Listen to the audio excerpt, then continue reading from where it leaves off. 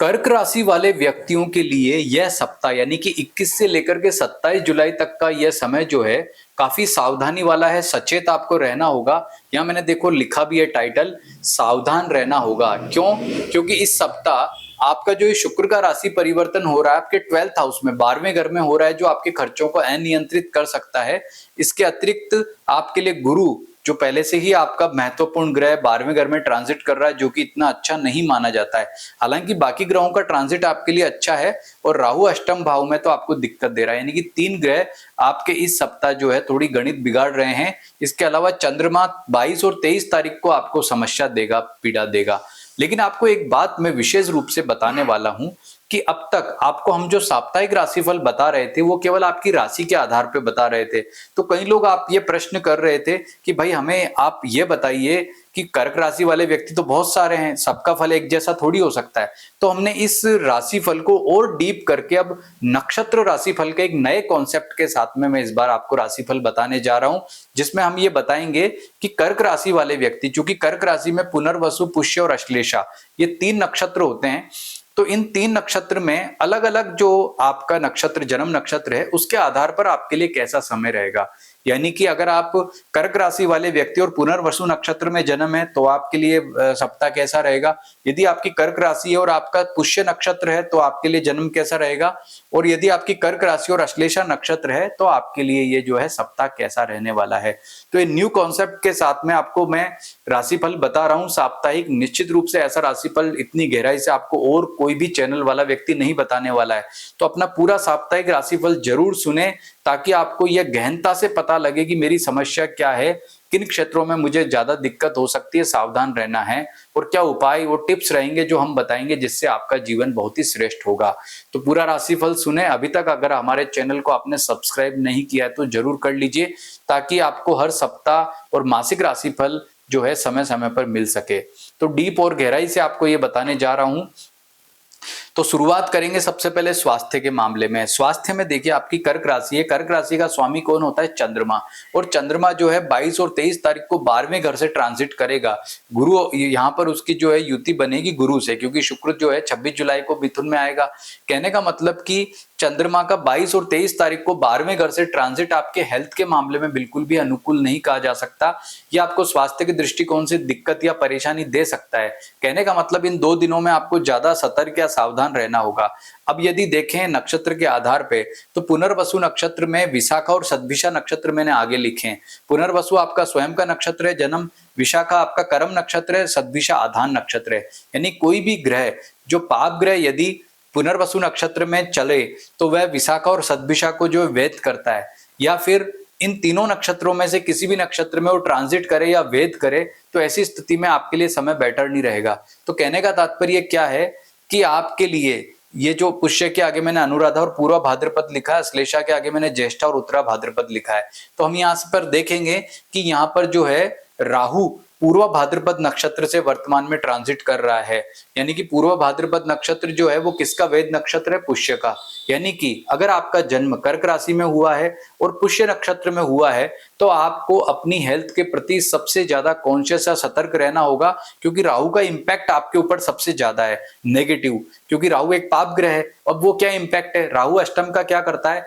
Hormonal issues देता है, अचानक से एक्सीडेंट्स करवा सकता है, और जो जानवरों से या फिर ये जो बारिश के समय चल रहा है, छिपकली है, सांप है, या इस तरह के जो जीव जंतु उनसे उनसे हानि राहु करवाता है। तो यदि आपका कर्क राशि और जन्म पुष्य नक्षत्र में हुआ है तो भाई आप सावधान हो जाओ और उपाय जरूर कर लेना। और उपाय क्या है? राहु को पॉजिटिव कर लो। राहु को पॉजिटिव करने के लिए ओम राम रावे नमः मंत्र का जप करना चाहिए, राहु के दान करने चाहिए। कहने का मतलब राहु आपके जीवन में उथल पुथल मचा रहा है हेल्थ के पॉइंट ऑफ व्यू से, नोट कर लीजिए बात। इसी तरह से अश्लेषा नक्षत्र जो है उसके अंदर जो है वो उत्तरा भाद्रपद के अंदर जो है वो शनि यहाँ पर चल रहा है। शनि एक पाप ग्रह है और उत्तरा भाद्रपद नक्षत्र में ट्रांजिट कर रहा है। हालांकि शनि 9th हाउस में है, लेकिन फिर भी शनि का ट्रांजिट यहाँ पर, ये शनि का ट्रांजिट जो है वो उत्तरा भाद्रपद नक्षत्र में हो रहा है। तो अश्लेषा नक्षत्र वालों के लिए यह स्थिति नेगेटिव दिक्कत या परेशानी वाली रह सकती है।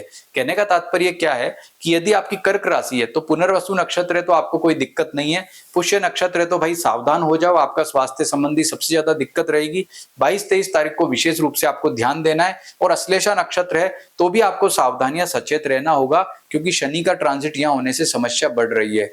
अब बात करते हैं आपके करियर के बारे में, नौकरी पैसा वालों के लिए। तो नौकरी पैसा वालों के लिए वैसे तो समय अच्छा बना हुआ है, मंगल का ट्रांजिट सिंह राशि से हो रहा है, ज्यादा अच्छा उत्तम फल वाला श्रेष्ठ कह सकते हैं। लेकिन आप यहाँ देखेंगे कि जैसा मैंने आपको बताया कि पुष्य नक्षत्र चूंकि राहु का ट्रांजिट है, पाप ग्रह का यहाँ पर जो है वो वेद हो रहा है, ऐसी स्थिति में इन 3 नक्षत्रों में से यदि पूर्व पुनर्वसु नक्षत्र है आपका नौकरी में तो बहुत अच्छा समय है। यदि आपका पुष्य नक्षत्र है तो सावधान रहें, छोटी छोटी दिक्कतें आपको मानसिक परेशानी दे सकती हैं, तो आपको जो भी निर्णय लेने बहुत ही सोच समझ करके लेने, जल्दबाजी से आपको बचना होगा। अश्लेषा नक्षत्र वालों को भी इसी प्रकार से ज्यादा ध्यान देना होगा। और उपाय क्या करना है, आप सभी को हनुमान जी की पूजा उपासना से सबसे ज्यादा लाभ होने वाला है। इससे नौकरी पैसा जो लोग हैं उनको अच्छा लाभ मिलेगा और समय बेस्ट रहेगा। वैसे नौकरी पैसा वालों के लिए समय उत्तम रहेगा। 22 और 23 तारीख, ये 2 दिन आपको सतर्क रहना होगा, क्योंकि ये 2 दिन आपके लिए ज्यादा नकारात्मक समस्या वाले रहेंगे। व्यापारियों की बात करें तो व्यापारियों के लिए सप्ताह वैसे तो अच्छा है, यानी कि आपके लिए मंगलवार और बुधवार ये 2 दिन थोड़े परेशानी वाले रहेंगे, 22-23 तारीख। इसके अतिरिक्त आपके लिए सप्ताह अच्छा रहेगा।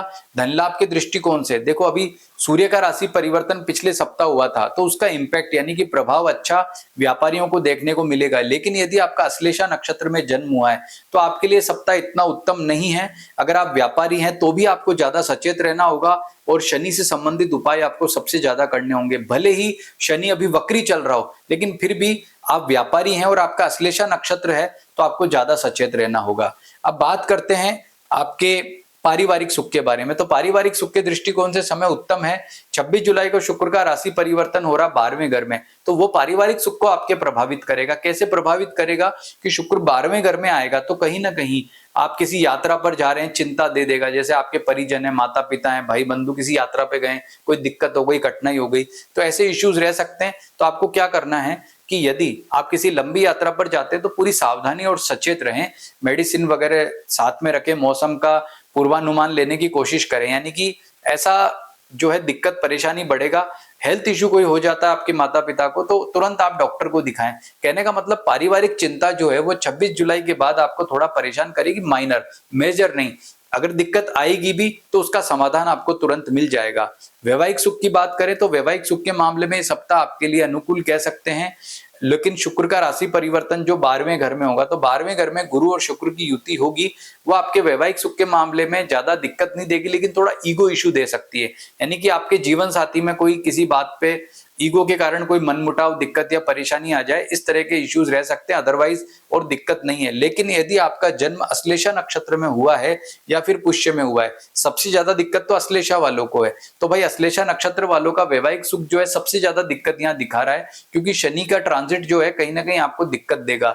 ऐसे ही पुष्य नक्षत्र वाले लोगों को राहु का ट्रांजिट परेशान करेगा, यानी कि आपको थोड़ा सावधान या सचेत रहने की जरूरत रहेगी। आप लोग उपाय जरूर करें, और उपाय वही है, हनुमान जी का उपाय करें, शनि के मंत्र का जप आपको करना है। अब बात करते हैं आपके फाइनेंस की। फाइनेंस का मामला देखें तो सूर्य के राशि परिवर्तन के बाद में स्थितियां चेंज हो गई है, समय आपका श्रेष्ठ हो गया है। अब आप ये देखें कि सूर्य जो है वो पुष्य नक्षत्र में ही ट्रांजिट कर रहा है, और सूर्य क्या है, एक पाप ग्रह है। तो सूर्य का पुष्य नक्षत्र में ट्रांजिट होने का मतलब ये है कि कर्क राशि वाले व्यक्तियों को, पुनर्वसु अश्लेषा वालों को तो राहत मिल जाएगी, लेकिन जो पुष्य नक्षत्र में जिनका जन्म हुआ है उनके लिए समय ज्यादा अच्छा नहीं रहेगा। एक तो आपके पूर्व भाद्रपद में राहु का ट्रांजिट है, ऊपर से सूर्य का ट्रांजिट पुष्य में हो गया है, तो दो पाप ग्रहों के ट्रांजिट को आप लोग जो है वो ज्यादा आपको दिक्कत रहेगा।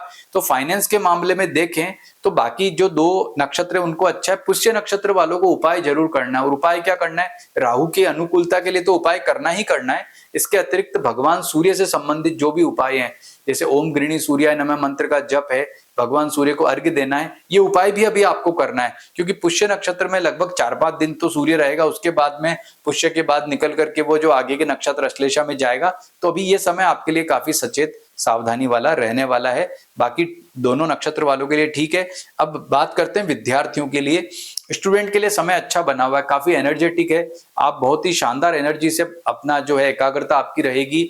इन दिनों में कोई एग्जाम वगैरह होता है उसमें रिजल्ट भी आपके लिए बेहतर रहेंगे। लेकिन पुनर्वसु नक्षत्र वालों का मैटर ठीक है, पुष्य और अश्लेषा नक्षत्र में जन्म हुआ है तो थोड़ा कंसंट्रेशन प्रभावित करेगा, तो उसके लिए हनुमान जी की पूजा उपासना करने से आपको काफी राहत मिलेगी और आपका समय श्रेष्ठ रहेगा। अब बात करते हैं आपके भाग्य की, तो भाग्य का मामला बहुत ज्यादा अच्छा नहीं है, क्योंकि भाग्य का स्वामी गुरु वैसे भी 12वें घर में बैठ के कोई उत्तम फल प्रदान नहीं कर रहा है। अपने पराक्रम पर विश्वास रखो और जैसा मैंने कहा सावधान रहो, सचेत रहो, तो ये सप्ताह आपके लिए बहुत ही उत्तम फल वाला रहेगा, कोई दिक्कत परेशानी नहीं आएगी। और जो मैंने आपको बातें बताई उन टिप्स को अपनाएंगे तो निश्चित रूप से आपको लाभ होगा। रेमेडी की बात करें तो हनुमान जी की पूजा उपासना आपके लिए सबसे ज्यादा श्रेष्ठ है।